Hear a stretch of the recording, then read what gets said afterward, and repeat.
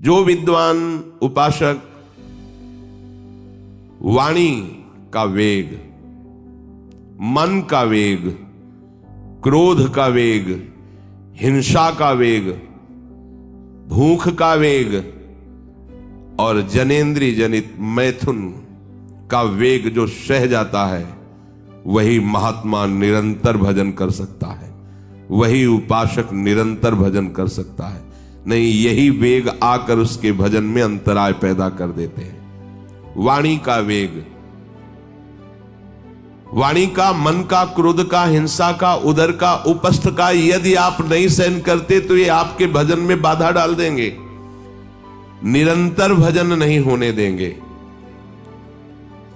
दूसरा, निरंतर भजन करने में जो प्रभु कह रहे हैं, आसित मत परा, मेरे परायण होकर भजन करो।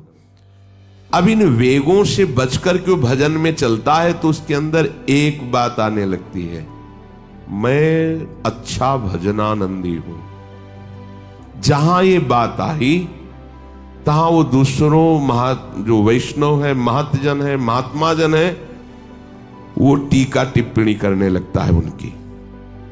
ये होता है, अपने में श्रेष्ठ भाव आने पर दूसरे साधकों की, वैष्णवों की, महापुरुषों की, महतजनों की वो टीका टिप्पणी करने लगता है। ऐसा क्यों, ऐसा, ऐसा क्यों, ऐसा। ये आपके भजन को ही रोक देगा।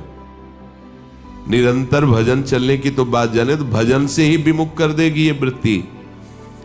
ये 6 बातें संतों के प्रति नहीं करनी चाहिए।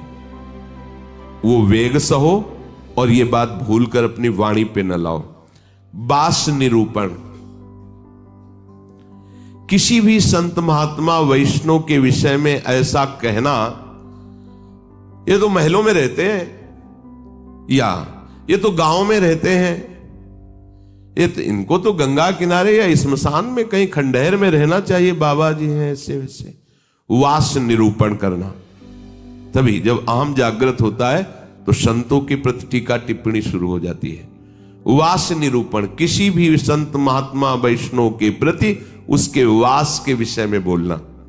दूसरा, ज्ञान निरूपण, किसी संत वैष्णव के प्रति ऐसा, ये पढ़े लिखे तो है नहीं, शास्त्रों का इनको ज्ञान तो है नहीं, भेष बना लिया, बस पेट भरण पोषण के लिए घूम रहे, कोई इनको ज्ञान तो है नहीं। क्या भजन करेंगे, क्या विचार करेंगे, जब इनको पढ़े ही नहीं है, शास्त्रों का ज्ञान नहीं है, तो क्या ये भजन करेंगे। ज्ञान निरूपण।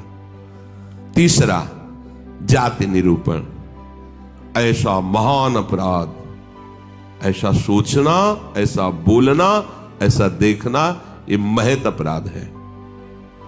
और ये हम लोग ध्यान नहीं देते, फिसल जाते हैं।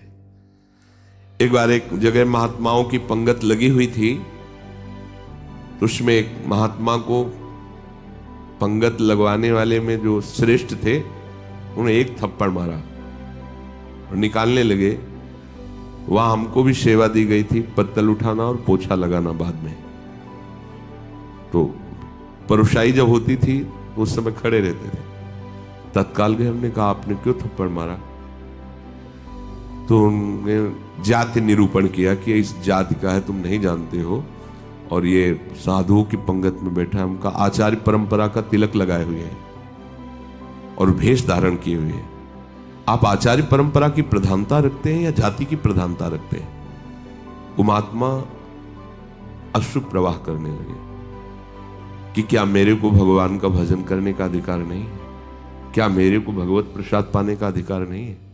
जब हमें गुरु ने वस्त्र दिया है, भेष दिया है, तो हम संतों की सभा में उन्हीं की आज्ञा से बैठे हैं।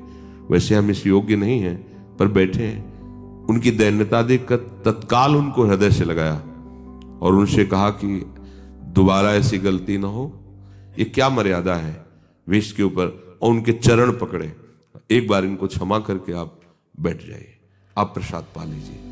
उस समय भागवती का आवेश में बोले, उनकी सामर्थ्य नहीं हुई दोबारा उनको वो प्रसाद पा के निकले। मन में ठान लिया कि झोला उठाओ और भागो यहां से। नहीं, जहां संत का अपमान हो वहां नहीं टिकना चाहिए। तो भूल हो जाती है। राजसूय यज्ञ में भगवान ब्रह्मा से लेकर के सब ईश्वर कोटि के महापुरुष पधारे थे, जिसमें स्वयं सर्वेश्वर भगवान श्री कृष्ण विराजमान थे। और उस पवित्रता का क्या वर्णन करना, जहां साक्षात धर्मराज विराजमान है वहां अपवित्रता का प्रवेश नहीं हो सकता। लेकिन यज्ञ की पूर्णता नहीं हुई थी। यज्ञ की पूर्णता सुपच वाल्मीकि के चरण धोकर रसोई में पवाने से हुई थी। स्वयं भगवान श्री कृष्ण चंद्रजू ने ऐसा आदेश किया था, जिन्होंने स्वयं गीता जी में कहा, चातुर्वर्णम मया सृष्टा गुण कर्म विभागशः।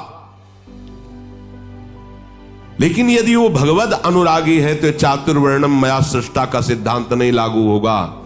भगवान व्यास देव जी कह रहे, अहो वत्स पचतो गरीयान यज्जिभ्यागे वर्तते नाम तुभ्यम। यदि राधा राधा कृष्ण कृष्ण जिभ्या से निकल रहा है, वो चांडाल भी है तो उसका चरणामृत लेके पीना चाहिए। इसीलिए हरिराम व्यास जी कहते हैं, व्यास मिठाई विप्र की तामे लागे आग, वृंदावन की स्वपच की जूठन खइए मांग।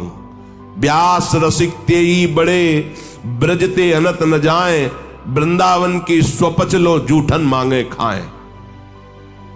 ये जाति निरूपण संत के प्रति करना महत अपराध है। और ये जब जाति का अभिमान बना हुआ है तो भगवत दासत्व का अभिमान कैसे आ सकता है? किसी भी मार्ग में हो, आगे चल करके सब लय हो जाता है। ये देहाभिमान के अंतर्गत आता है। देह ही तो जन्मी है जाति में, ये स्वरूपाभिमान थोड़ी है, ये देहाभिमान ही है। इसलिए वैष्णव के सबके एक ही गोत्र हैं, अच्युत गोत्र। अपने सब रसकों के एक ही गोत्र है, हरिवंश गोत्र।